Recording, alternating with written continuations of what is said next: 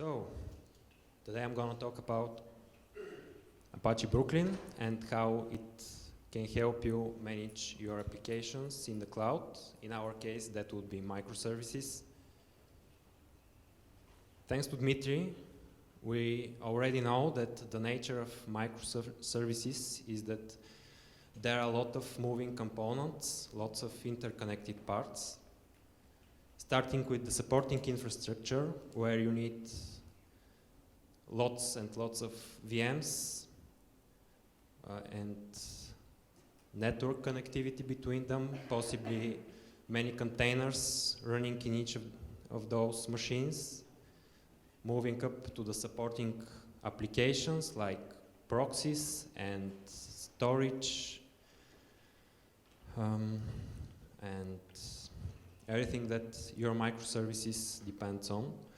Of course, there are the microservices themselves, which there could be tens to even hundreds of them running at the same time, written in various stacks and technologies, each one with its own resource requirements, like how much CPU or how much memory it needs, or I/O throughput. That's a lot of information to keep track of. But that's not all. Even if you bring up all your services, install the machines, put your microservices on them, and wire them up, and everything is running happily, then the interesting part comes in, where you have to manage them for the lifetime of your application, which means doing health checks, healing problematic instances, resizing, all of the interesting parts of microservices. And this management, it needs to be part of your application. It needs to be considered at the time you're developing it. It needs to be tested alongside it. And this also need to live as source code along the rest of the application.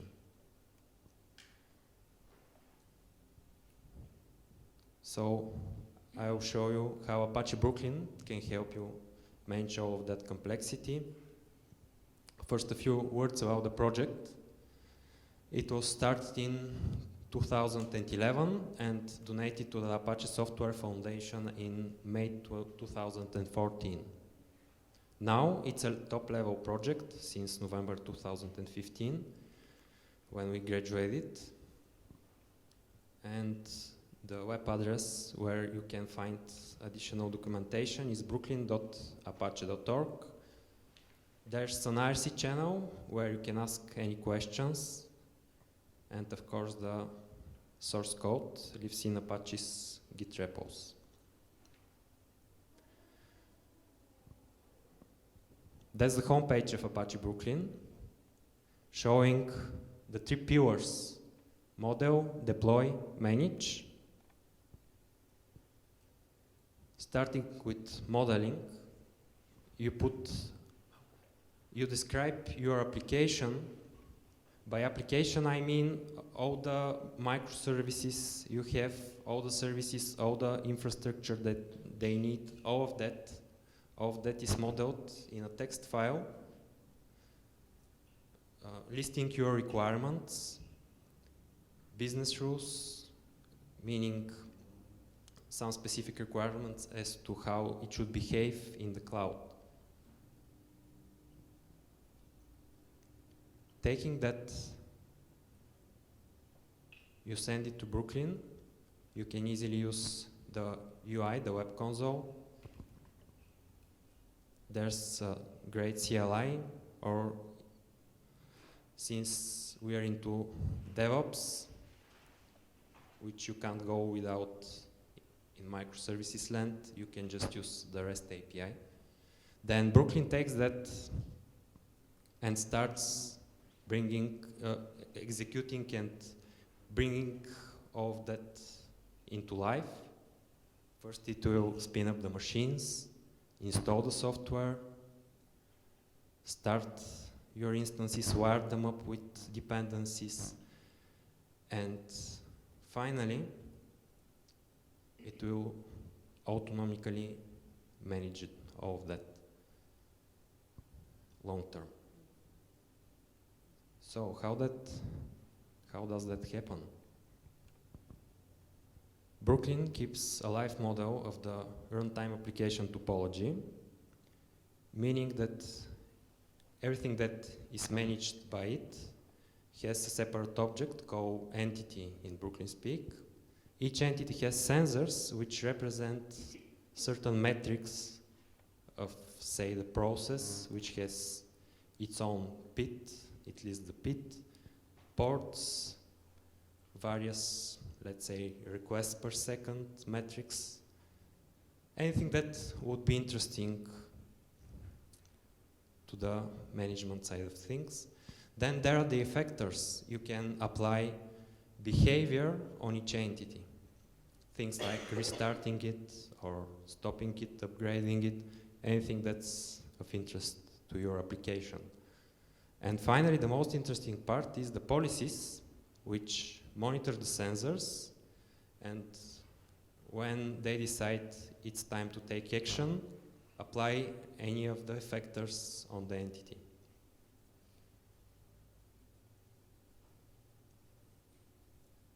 But enough theory, let me show you something concrete. That's actually how a blueprint looks, and maybe it's better to switch to the HTML version of it instead of the presentation. So hope that you can see all of that. The blueprint is a text file, and it's in YAML format, which YAML is a superset of JSON, but it's more readable and easier to write. The format itself, the syntax, follows the Oasis CAMP standard. Brooklyn supports Tosca standard as well. But the CAMP standard is more geared towards human creation, so it's more forgiving, it's less verbose, it allows you some errors, and you start the blueprint by writing some meta information about it, like name, where it lives, the origin, and any other attributes you might find useful. So it's again a text file, you put it in source control, you test it just as any other functionality. Then on to the actual description of the application. In the blueprint, you list all the services which you need to be running at some point of time. These blueprints are composable, so you can write one blueprint, use it in another blueprint, so you simplify, so you don't have huge files.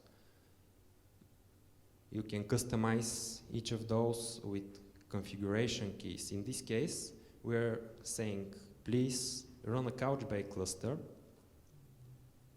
and the initial size of the members, run it with 3 members initially, which is a generic cluster functionality.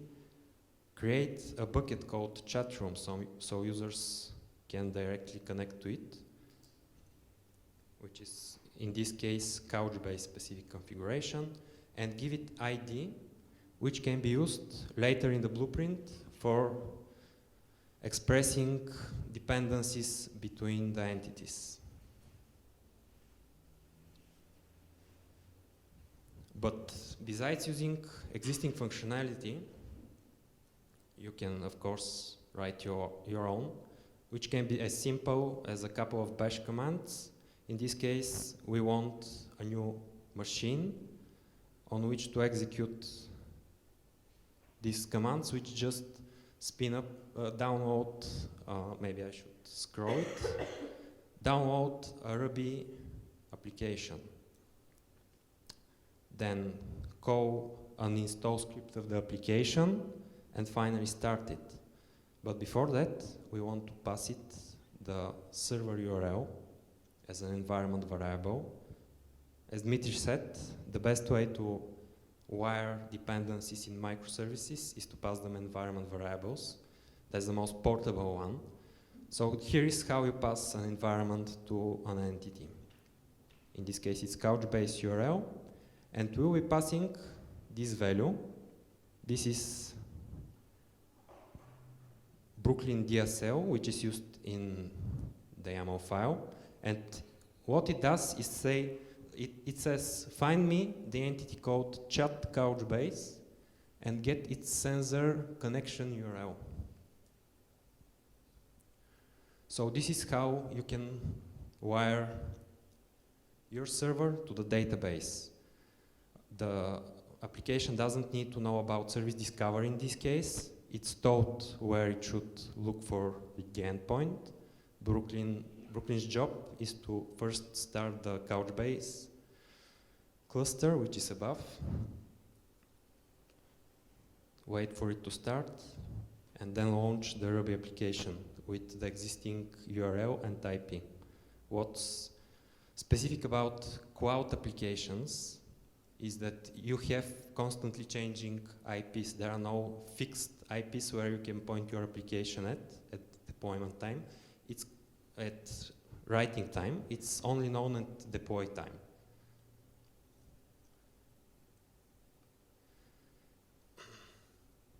And each entity, each process, has its own resource requirements, which you can express right here. You can say as generic things as give me Ubuntu OS, or you can request a specific image from the cloud provider. You can describe how much memory it should have, disk partitions, and so on. This can be applied per entity, which is the bash server in this case. It can be applied to the whole blueprint at once, depending on your requirements. What happens if bash is not powerful enough for you? It doesn't have to be bash. You can use directly Salt, Ansible, Chef, whatever you like. But still, sometimes you need additional logic. And that's where you can plug in and extend Brooklyn with custom blueprints written in Java language. So I didn't mention that, but Brooklyn is written in Java. You're not required to use Java. You can use any of the JVM languages that exist and implement your specific functionality. What we have here is a web cluster which spins up a cluster of web servers, puts a controller in front of them, a load balancer, so it can so you can use the application just from one URL, and we pass it again the URL of the Couchbase cluster.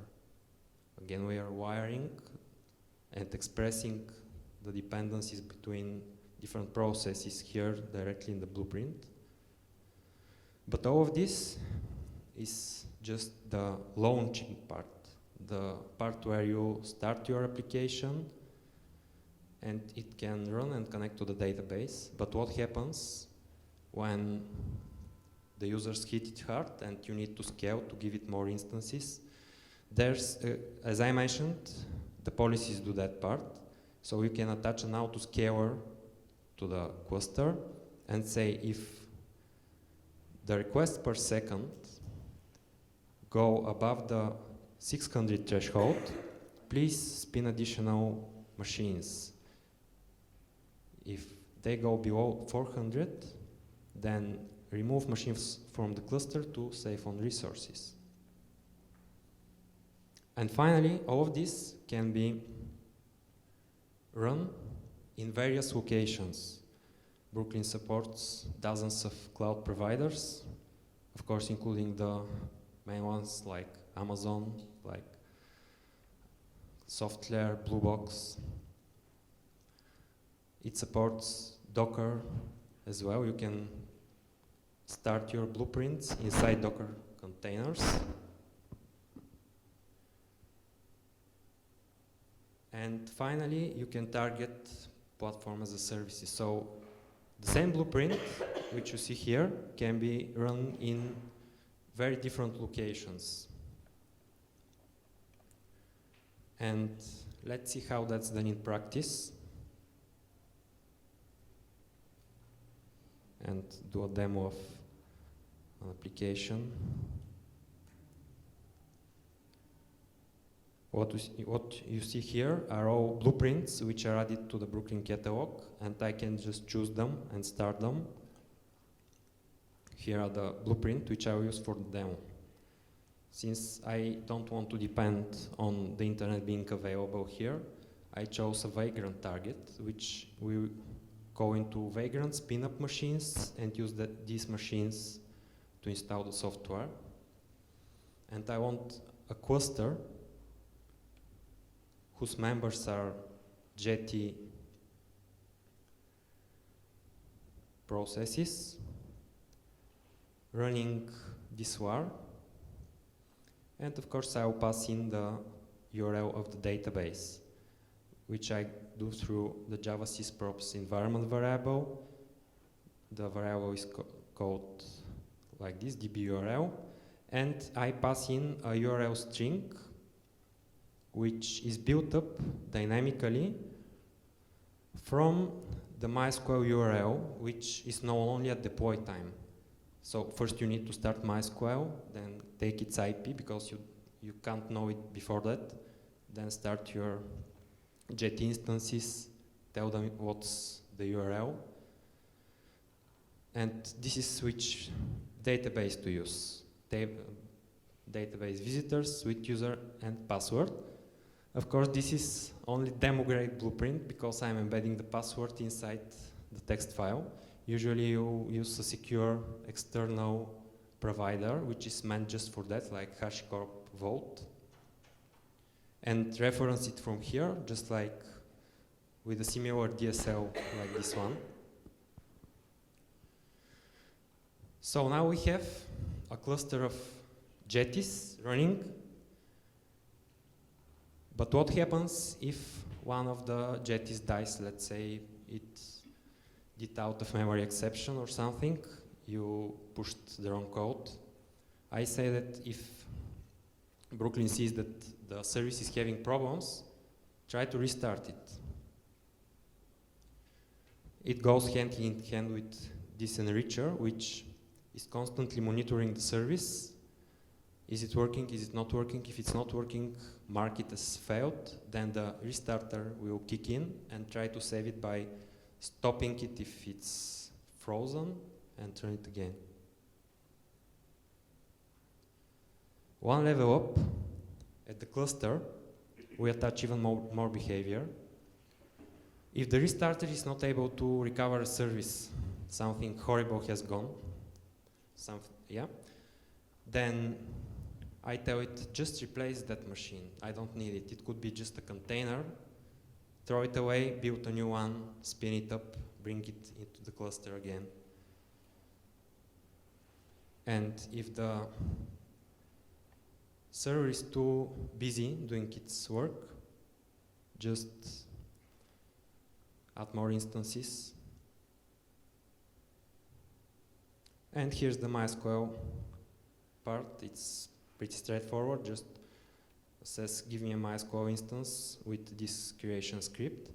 And I want at least 1 gig of RAM for it. And that's it. Let's see if it works. Okay. The application is now starting. Maybe we can see. Nope. Where was it? Anyway, it's spinning up machines now.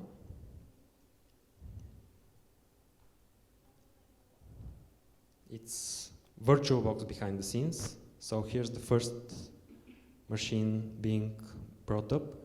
There you can see the works of the machine. It's starting up.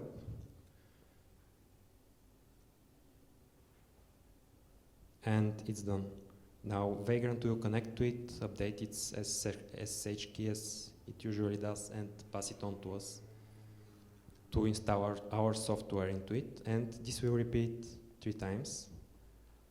Once for an Nginx controller, which is the load balancer between all of the Jetty instances. Once for the MySQL database instance.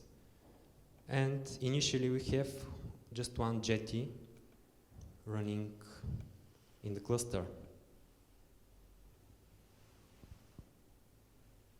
So in this case, your microservices would be started on the Jetty server. If you need more instances, you spin up more Jetty members in the cluster.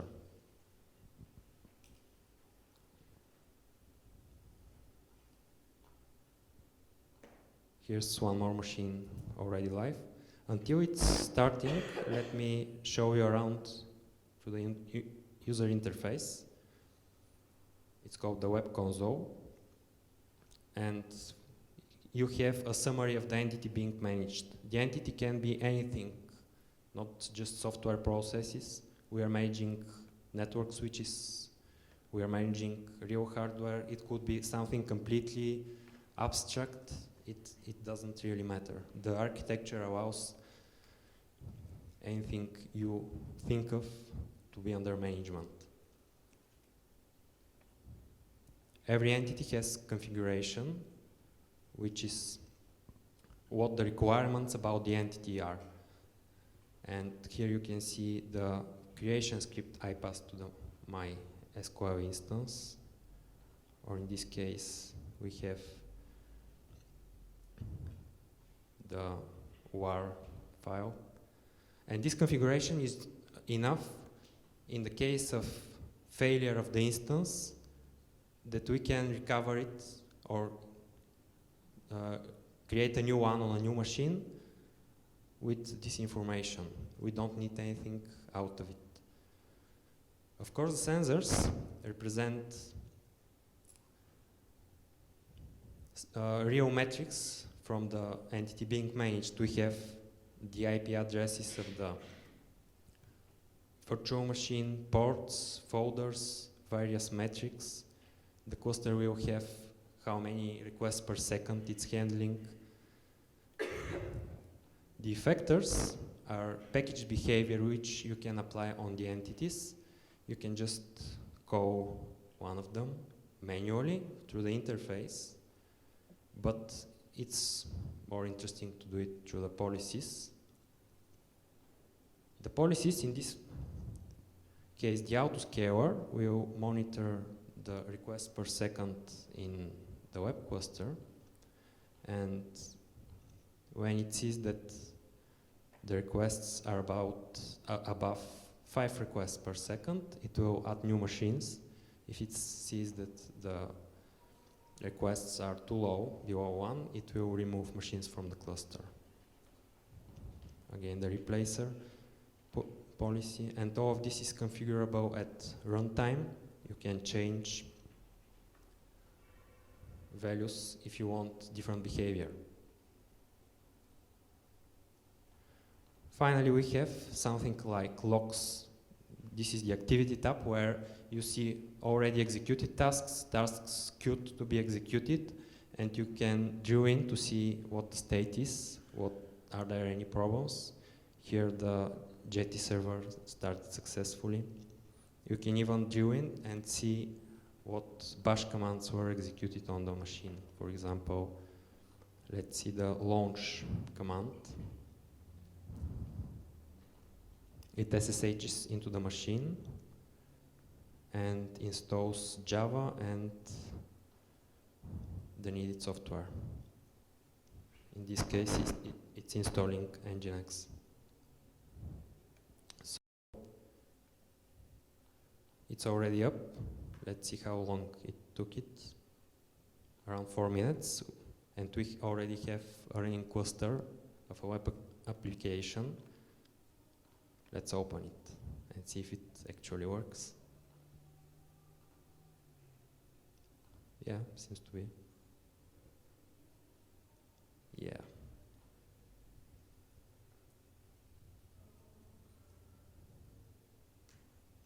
Yep, looks good. But what happens if I added so many messages that the Jetty instance just died? I can SSH to it and queue it for the demo. And I will need both hands for that.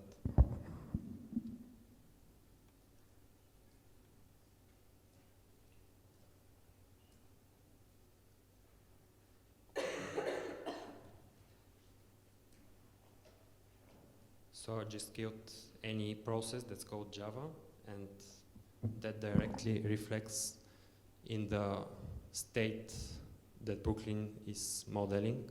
It's so that the instance is not anymore there. But after 10 seconds, it decided to try and recover it. So yeah, we have a new Jetty running, a new process. We can verify that. Yep, seems to be working. And I just added one more message. But let's say that wasn't enough. We pushed the wrong code and our server is dead again. Here it is, we know that something's wrong.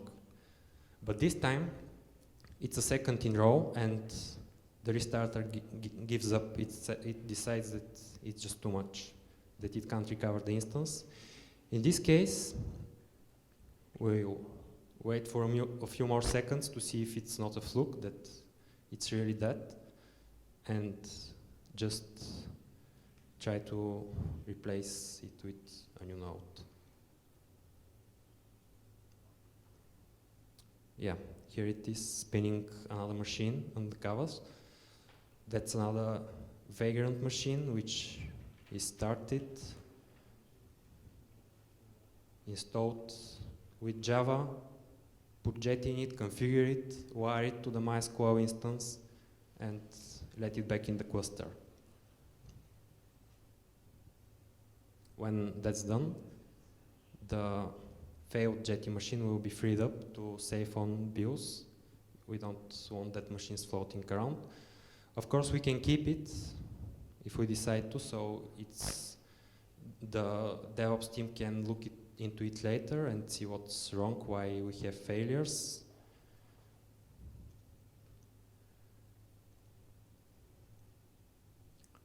Should be up any minute now. Actually, let's go to the activity tab and see what's happening. It's still starting the process and installing the base application. In this case, it's installing Java on the virtual machine because there's none in the image I'm using. It's done now. And on to installing Jetty itself. Again, it's SSHing to the machines. There is no agent running on them. Anything that needs to be changed is a new SSH command. So here we are ready, and it will be up any second now. The final thing that's happening is checking whether the process is alive after starting it, in case it fails immediately. And we have the new Jetty. The old one is freed up. Let's see if it's working. Yep. The new Jetty has taken over. Next thing I want to show is scaling. So we take the application URL and start hitting it with requests.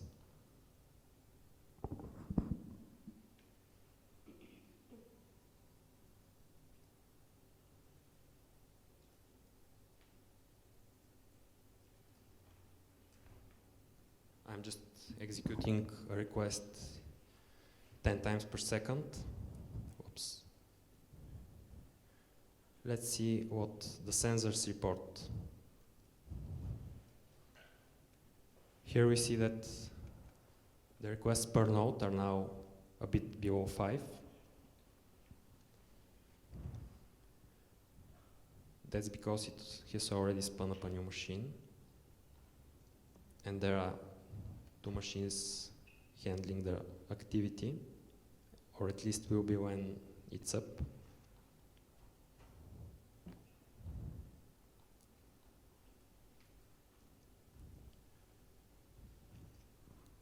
This is constantly refreshed from the process, from all processes. So this is at the cluster level, and it gathers the information from all its members. Each member has requests per second, and then it aggregates that and shows it as a single metric based on the number of members. So this is averaged along the members. If we see here, the requests are still 10 in this node because it still hasn't overflowed to the new member. And it's about time this one is active.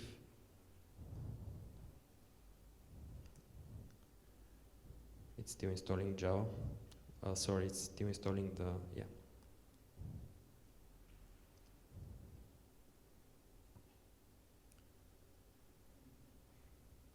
So, if you remember anything from this lecture, it's that there are three things to consider in an entity. It's the sensors with the information coming in. It could be from the process itself. It could be from a monitoring software. Anywhere you have valuable information. The second is the effectors, which apply behavior. In this case, we restart it, use this one. Then we resize the cluster using the web cluster resize effector. And all of this is done by the policies, which monitor the sensors, and when decide it's time, apply effectors over them.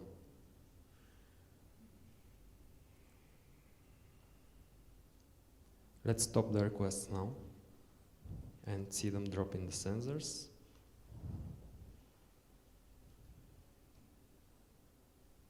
Yep. It's less than 1 now, so it will wait for a few seconds for the value to stabilize and will bring out one additional node. Here it is. So that's for this demo. Maybe if you have any questions about it, I can answer them now, or I can continue.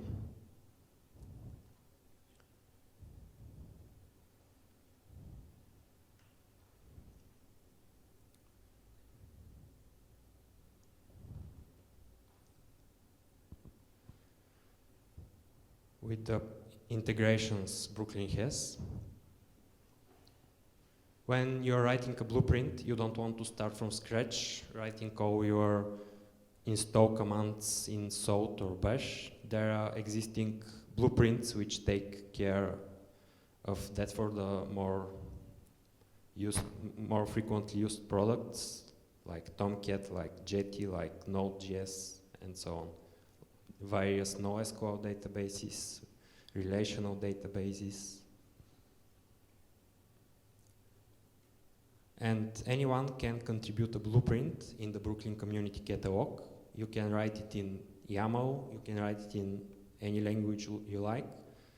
Just put it in a repo and create a PR against the Community Catalog GitHub account. Then it will be added to the catalog for others to use and to include in their blueprints. We have a Maven plugin which lets you, for example, test constantly your changes to the blueprints and execute them against a live Brooklyn server. This week, the IBM Interconnect 2016 conference took place, where CloudSoft, which is my employer, is Silver Plus sponsor. There we showcased our Bluemix integration, which is IBM's version of Cloud Foundry. That's done through the Cloud Foundry service broker, which is not specific to Bluemix, it's just a generic Cloud Foundry service broker. And we have integrations with Mesos and Marathon, where you can use one such install to spin up containers. So Mesos is a scheduling, resource scheduling framework where you can ask it for resources and it gives a machine back to you, where Marathon will spin up containers, Docker containers, and we can use that to install our blueprints into them. I already mentioned the standard deployment software. Brooklyn also has support for WinRM and Windows VMs out of the box, so you can immediately start writing Windows blueprints, and we are already doing that ourselves. And of course, many more, which you can check out at brooklyn.apache.org. So I mentioned containers. Brooklyn has support for containers through the Clocker project. That's just another Brooklyn blueprint, but it's a bit more complex, so it's written in Java instead of YAML. What it does is deploy your blueprints to a Docker container, or the reverse, it can use Docker containers to plug into your blueprints. And it makes this hybrid between existing blueprints written in YAML and using existing Docker images. So let me show you how that works.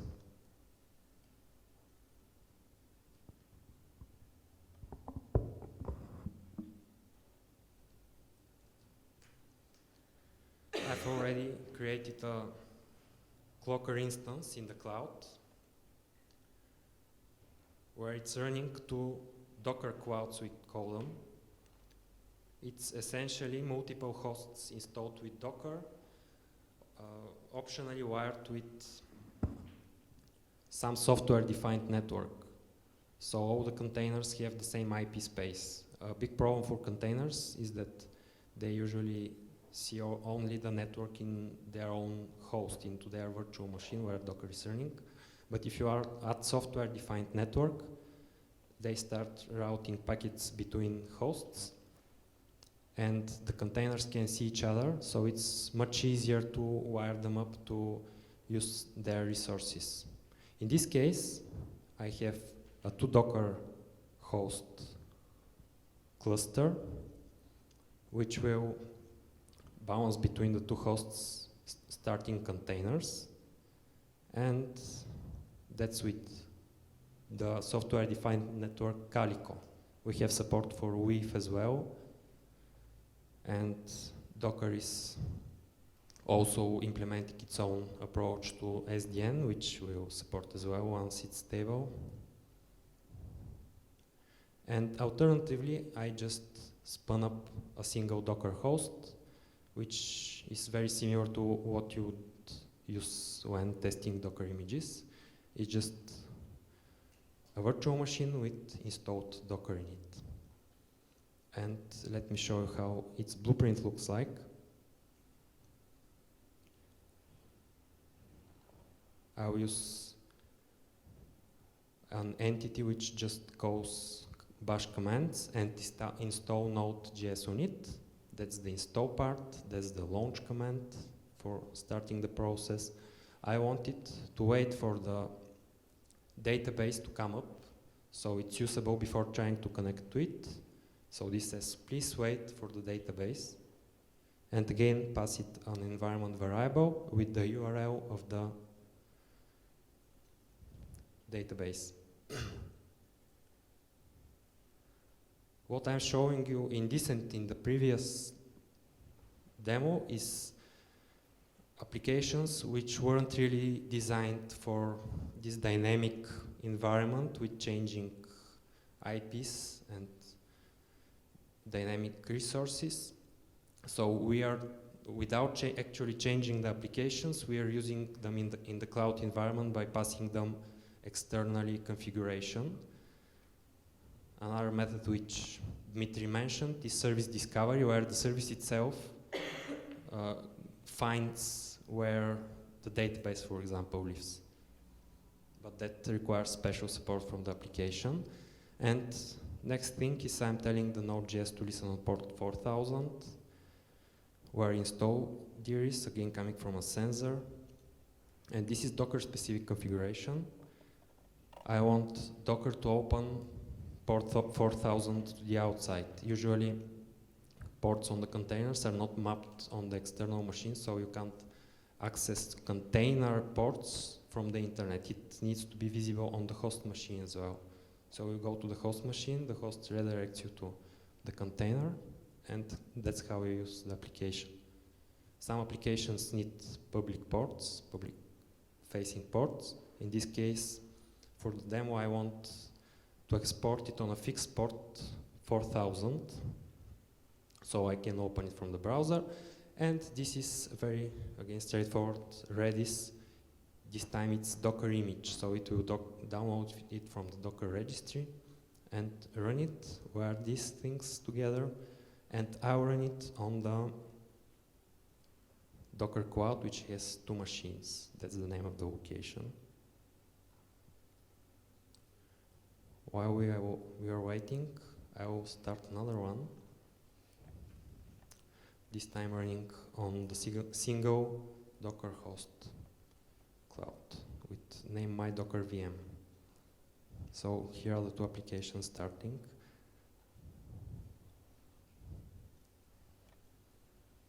Again, this is Docker image, and this is bash script executed in the image itself. So you can use existing applications inside containers even if you don't have an image for it. Oh, we have a problem here. Let's see what it is.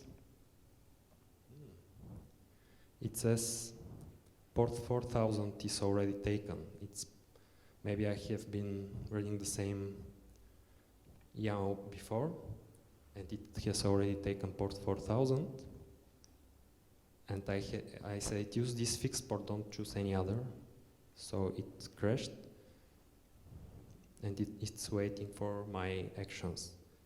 But the single host machine, the application is running just fine. Let's try it out. Get its IP, and it's running on port 4000.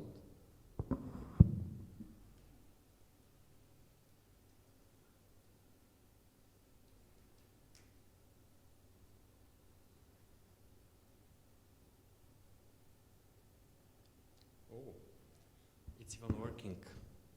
We cannot do items in this application.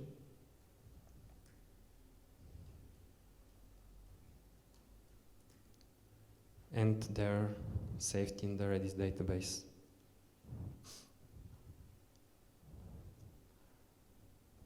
So this one is not working.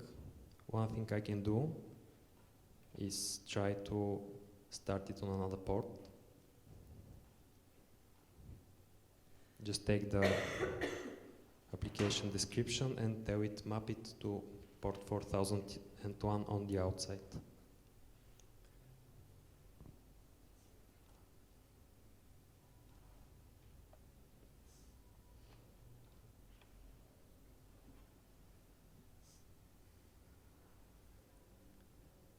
Anybody here using Docker day to day? Nice. Do you like it? Do you think it's useful? So now you know how to define your applications for Docker.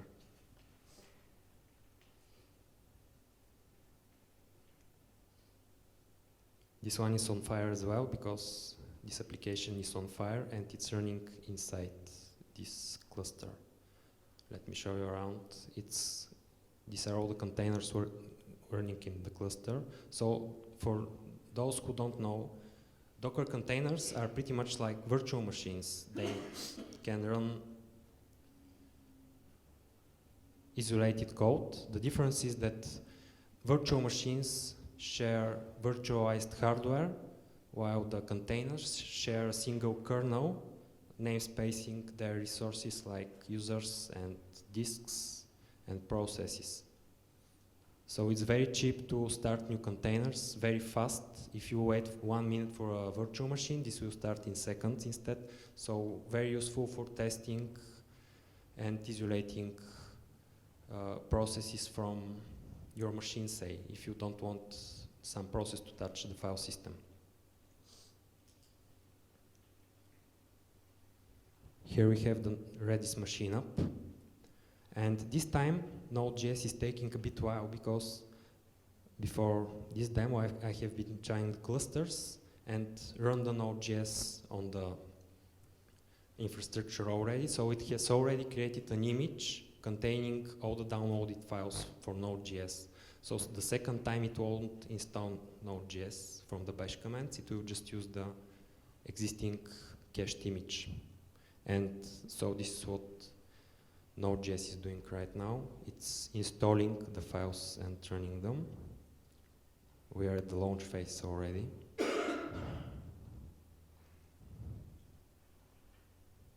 And almost done, right? So these two containers, let's see where they go.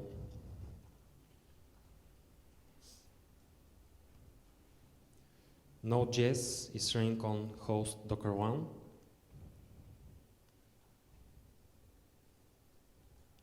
While Redis is running on host Docker 2. These are two separate VMs with different Docker bridges. So we use Calico to make them see each other. And one container through Calico is sending requests to Redis through the software-defined network. All right, I think that's it for this demo. Back to the presentation.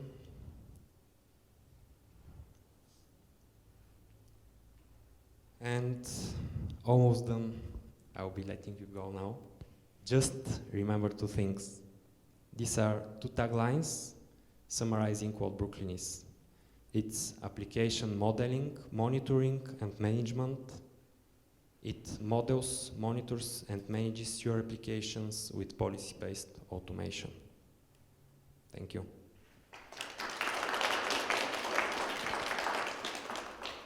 Any questions? Can you integrate it with some continuous integration tools or platforms? Yes. Brooklyn has. Can you run it alongside Jenkins, for example? Yes. So Brooklyn has a REST API. So you can even use Bash script to push commands to it to start applications.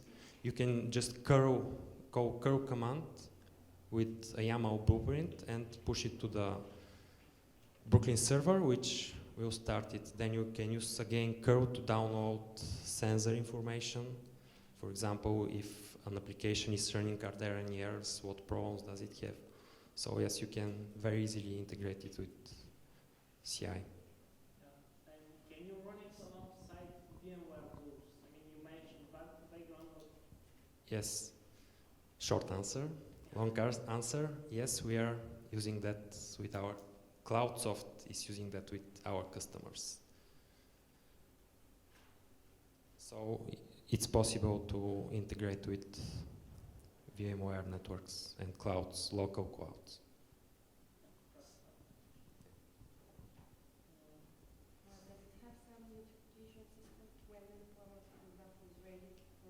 Sorry, can't hear you. Could you speak up? Does it have some notification when it's done, like email or SMS? Or Does it have a notification when it has started the machine? That's the question. yes, The or when service. Yes. Or fails? Mm-hmm. So there's nothing explicit in the code that makes this, but it's just a matter of another policy. So we have such example policies somewhere which do exactly that. If it is a problem, just send an email to some person who can take care of it. In the example, in the previous example, if it wasn't able to spin up a new machine, for example, your cloud account is hitting its limits, it will fail, so it could then, next step is to notify someone who can take action. The idea is to automate it to the maximum, so there's as little human intervention as possibly needed.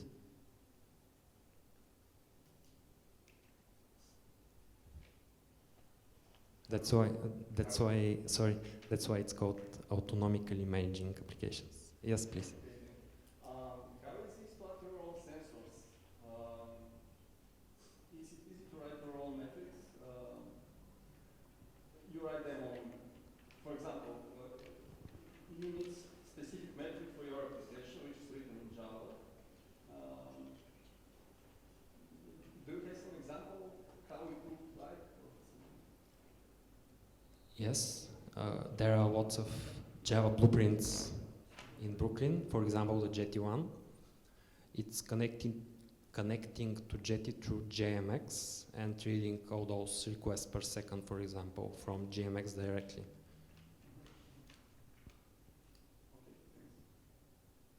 So the question is, how would you connect to a Java application and query it for its metrics?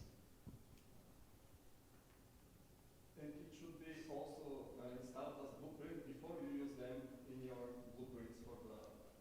Yes, exactly.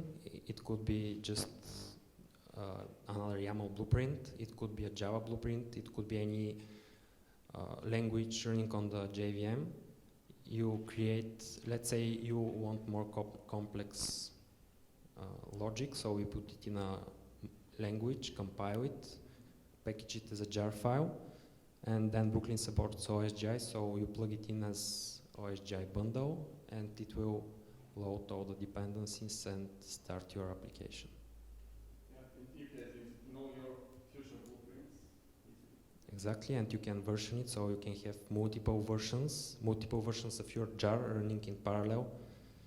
Because they're running in OSGI, they won't have class path problems. Okay, thanks.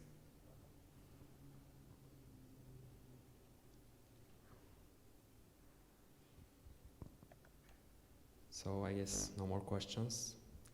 Thank you everyone again.